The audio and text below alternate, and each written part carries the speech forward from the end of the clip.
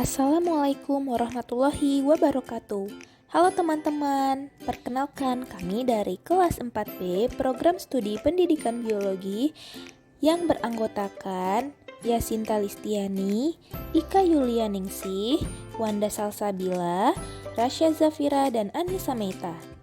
Kali ini kami akan menjelaskan mengenai sistem transportasi. Disimak baik-baik ya. Apa itu transportasi? Transportasi merupakan proses pengedaran berbagai zat ke seluruh tubuh dan pengambilan zat yang tidak diperlukan lagi untuk dikeluarkan dari tubuh.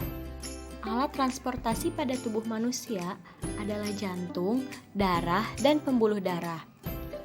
Jantung merupakan alat utama peredaran darah pada manusia yang berfungsi sebagai motor penggerak dan pembuluh darah sebagai saluran untuk mengedarkan darah ke seluruh tubuh.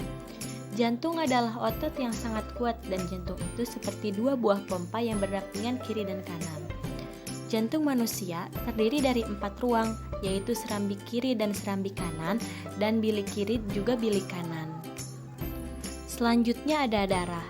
Darah merupakan cairan yang terdapat pada semua makhluk hidup tingkat tinggi kecuali tumbuhan, yang berfungsi mengirimkan zat-zat dan oksigen yang dibutuhkan oleh jaringan tubuh, mengangkut bahan-bahan kimia hasil metabolisme, dan juga sebagai pertahanan tubuh terhadap virus atau bakteri. Darah memiliki beberapa fungsi yang berguna bagi tubuh manusia, antara lain 1. Mengedarkan sari makanan ke seluruh tubuh yang dilakukan oleh plasma darah. 2. Mengangkut sisa oksidasi dari sel tubuh untuk dikeluarkan dari tubuh yang dilakukan oleh plasma darah. Karbon dioksida dikeluarkan melalui paru-paru, dan urea dikeluarkan melalui ginjal. 3. Mengedarkan hormon yang dikeluarkan oleh kelenjar buntu atau endokrin yang dilakukan oleh plasma darah. 4. Mengangkut oksigen ke seluruh tubuh yang dilakukan oleh sel-sel darah merah. Yang ketiga, ada pembuluh darah. Pembuluh darah merupakan alat bantu transportasi pada manusia dan hewan. Ada 3 jenis pembuluh darah, yaitu vena, arteri, dan kapiler. Selanjutnya, kelainan sistem transportasi pada manusia. Yang pertama, jantung koroner. Penyakit jantung koroner adalah suatu penyakit yang terjadi ketika ada penyumbatan parsial aliran darah ke jantung.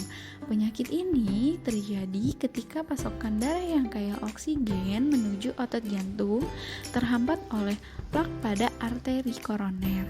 Makin besar plak, makin sempit arteri koroner sehingga suplai darah kaya oksigen ke jantung kian menipis. Plak juga dapat pecah dan kemudian menyumbat aliran darah pada pembuluh arteri. Apabila hambatan aliran darah ini terjadi pada arteri koroner, maka dapat terjadi serangan jantung. Yang kedua, gagal jantung. Gagal jantung adalah kondisi saat otot jantung menjadi sangat lemah, sehingga tidak bisa memompa cukup darah ke seluruh tubuh. Kondisi ini dikenal juga dengan istilah gagal jantung kongestif. Terjadinya gagal jantung biasanya dipicu oleh masalah kesehatan seperti penyakit jantung koroner, aritmia atau gangguan ritme jantung, dan kerusakan pada katup jantung. Lalu yang ketiga, hipertensi. Hipertensi atau tekanan darah tinggi merupakan kelainan pada tekanan darah. Hal ini disebabkan oleh kekentalan darah di atas normal atau di bawah normal. Jika darah terlalu kental, aliran lambat sehingga jantung harus memompa lebih kuat. Oleh karena itu terjadi tekanan darah tinggi. Lalu yang terakhir, mengatasi gangguan kelainan transportasi manusia. Yang pertama, kita bisa memiliki pola makan yang sehat. Artinya, perlu mengonsumsi makanan yang mengandung gizi untuk mendukung kesehatan organ jantung dan peredaran darah. Salah satunya, cukupi kebutuhan zat besi karena zat besi ini berfungsi untuk membentuk sel darah merah. Kita bisa mendapatkan asupan zat besi dari berbagai makanan, misalnya seperti bayam, kacang-kacangan, daging merah, hati, dan yang lainnya.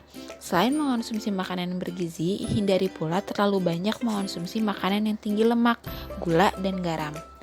Lalu yang kedua, istirahat yang cukup. Istirahat yang tidak cukup bisa memicu gangguan organ darah, peredaran darah seperti stroke, hipertensi, dan detak jantung yang tidak normal. Oleh karena itu, jangan membiasakan tidur terlalu larut malam dan tidur sesuai waktu yang dibutuhkan oleh tubuh.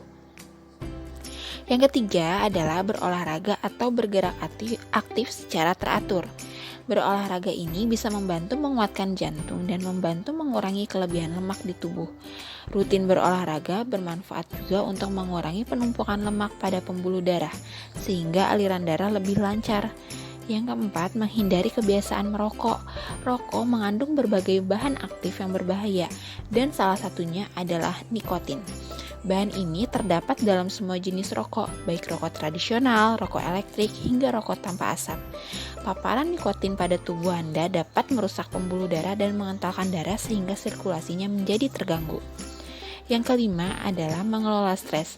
Saat tubuh kita mengalami stres, pembuluh darah akan mengalami penyempitan sehingga sirkulasi darah menjadi terganggu. Cara yang tepat untuk mengelola yang dapat diterapkan seperti meditasi dan teknik pernapasan. Nah, cukup sekian penjelasan dari kami, semoga dapat bermanfaat. Wassalamualaikum warahmatullahi wabarakatuh.